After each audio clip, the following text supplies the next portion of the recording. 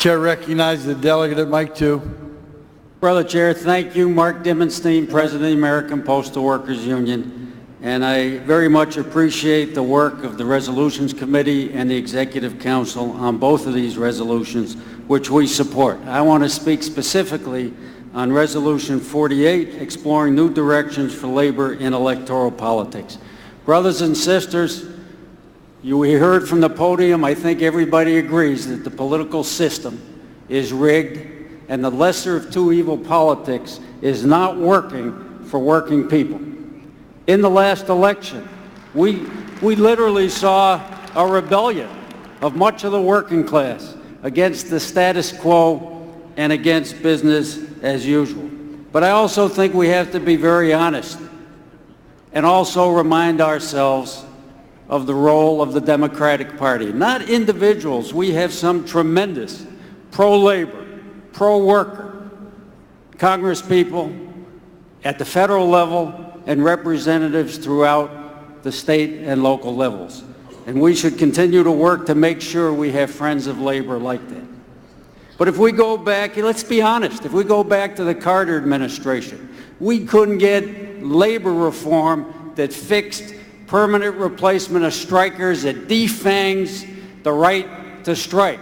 We got the deregulation of the trucking industry that undermined union labor in that key industry. When we jump to the Clinton administration, who can forget that it took the Democrats to shove NAFTA down our throats when the Republicans in the previous administration could not do it? And we got mass incarceration and welfare reform, and yes, Glass-Steagall, which the repeal of Glass-Steagall, which helped lay the basis for the economic crisis that did such destruction to the working class of this country. Wall Street was bailed out on a bipartisan basis.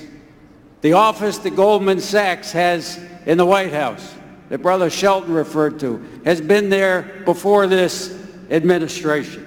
And we should never forget 2008, a Democratic Party White House, a Democratic Party House of Representatives, a filibuster-proof 60-vote Senate in the hands of the Democratic Party.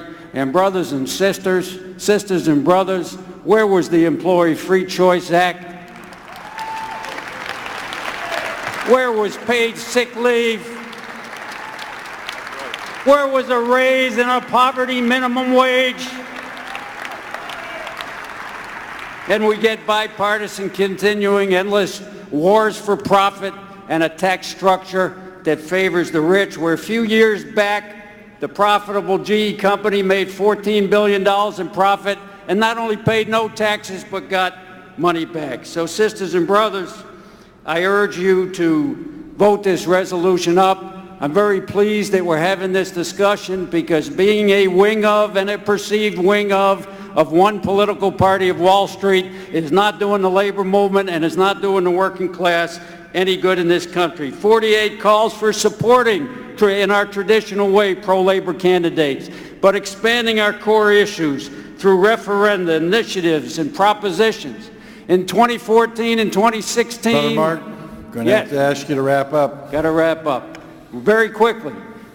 Where many workers were voting through the most anti-union representatives, they were voting up pro-union referenda, and we should learn from that lesson. And we at least have to study and explore a way forward with independent third-party politics and other ideas to move forward. Thank you, sisters and brothers. I urge you to vote this resolution up.